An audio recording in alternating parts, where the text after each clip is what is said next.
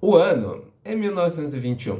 Você vai até a porta da sua residência buscar o jornal que o entregador acabara de jogar para você e você lê na manchete: ganhadores do Prêmio Nobel 1921. Albert Einstein, notável físico, ganha o Prêmio Nobel por causa dos seus trabalhos do efeito fotoelétrico. Você lê aquela manchete, pensa por 2, 3 segundos e fala: mas o que é isso?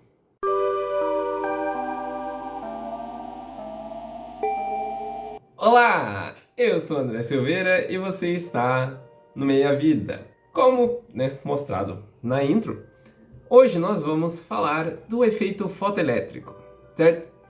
E a história do efeito fotoelétrico começou em 1887, quando o físico Heinrich Hertz percebeu o aumento da quantidade e do tamanho de faíscas em metais sob efeito da luz ultravioleta.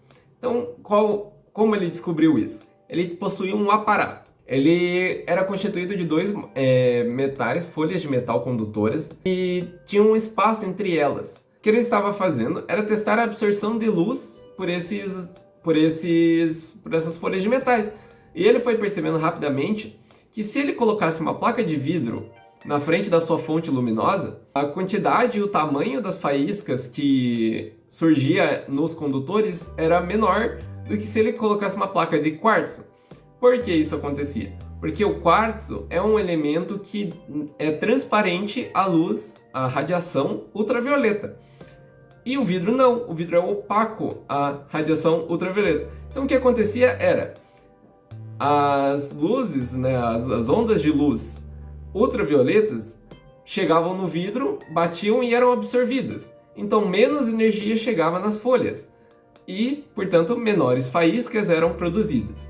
Quando a gente colocava o quartzo, a ultravioleta passava, era absorvida pelas folhas e então maiores faíscas eram percebidas, maiores faíscas eram vistas. Então, em 1887, Heinrich Hertz percebeu a presença dessa correlação entre elétrons livres no metal e luz, que de algum jeito a luz fazia, a maior energia da luz fazia com que os elétrons se mexessem.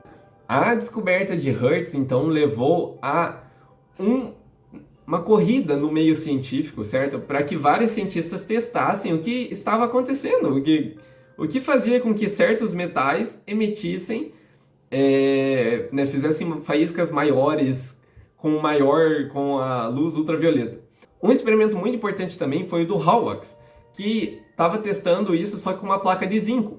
E essa placa de zinco que ele percebeu é que se a placa de zinco estivesse inicialmente carregada negativamente, ela terminava o experimento dele sem carga nenhuma. Se ela estivesse sem carga nenhuma, ela terminava o experimento dele positivamente. E se ela já tivesse carregado positivamente, ela terminava o experimento dele com mais carga positiva do que ela tinha antes.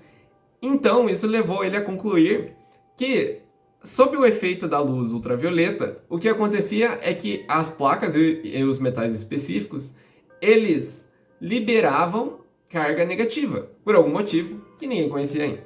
Avançando um pouco no tempo para 1902, Philipp Lenard percebeu que um físico muito importante, inclusive o Lenard, talvez eu fale dele mais tarde, observou, percebeu que a energia com que os fótons saíam aumentava com a frequência da luz que era incidida em cima do metal. Tipo assim, vamos supor que você emite uma luz vermelha, certo? Em cima do seu metal. Se a luz for vermelha, ela libera, o metal que você está emitindo a luz libera menos elétrons do que se a luz for azul, que tem uma frequência naturalmente maior.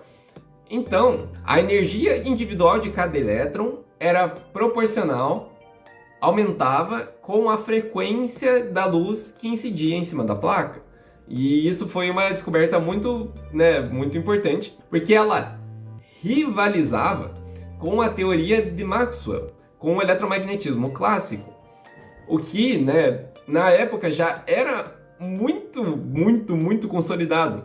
Inclusive, acreditar no magnetismo clássico, no eletromagnetismo clássico, já foi em si uma descoberta, um problema muito grande. coisa que eu vou falar também em outro vídeo. Essa percepção rivalizava com o eletromagnetismo clássico, com as fórmulas de Maxwell. Mas, na verdade, a resposta para esse dilema veio 2 anos antes, com o trabalho de Max Planck, que sugeriu que a energia carregada por ondas eletromagnéticas teria que vir em pacotinhos, em pedacinhos, em quanta.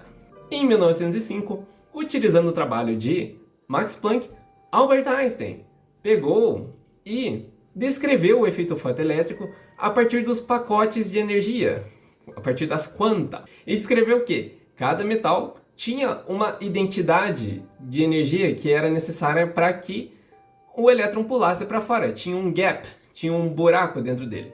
Se a energia não fosse o suficiente para tirar o elétron para fora, o elétron não se mexia nem um pouquinho.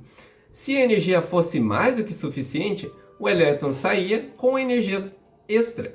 O nome desse gap, o nome desse buraco, dessa quantidade de energia necessária descrita por Albert Einstein em seu trabalho de 1905, é conhecido hoje como função trabalho, certo? E a função trabalho tem uma fórmula muito específica, que é essa daqui, que é muito simples, né? Convenhamos, só 2 termos. E esses 2 termos são o H, a constante de Planck, e esse V0, esse negócio estranho aí, é a frequência, que é uma característica específica de cada material, né? É o limite de frequência do material.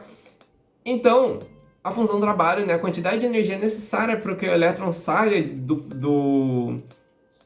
de dentro do metal com energia cinética zero, é essa daí. Isso foi muito notório para a física. Não se tinha comprovação nenhuma de que a teoria de Max Planck era correta, de que a energia transmitida por ondas eletromagnéticas vinha em pacotinhos mesmo. Então, o que aconteceu foi um avanço maravilhoso em cima disso. Isso causou muito rebuliço. E mais tarde veio o surgimento da nossa queridíssima física quântica, física do quantum, física dos pacotes. Mas essa foi a história do primeiro Nobel de Einstein, de 1921, e como o efeito fotoelétrico trouxe uma mudança e da onde ele veio, né? Trouxe uma mudança muito grande para a física, mas da onde ele veio. Muito obrigado por você assistir até aqui. Não deixe de deixar seu comentário, né? Caso você tenha alguma pergunta sobre o conteúdo também, ou sobre qualquer outro conteúdo, pode deixar nos comentários no YouTube, pode entrar em contato comigo no Instagram e no Twitter para me fazer perguntas. Eu sou o André Silveira e esse foi mais um vídeo no Meia Vida. Tchau!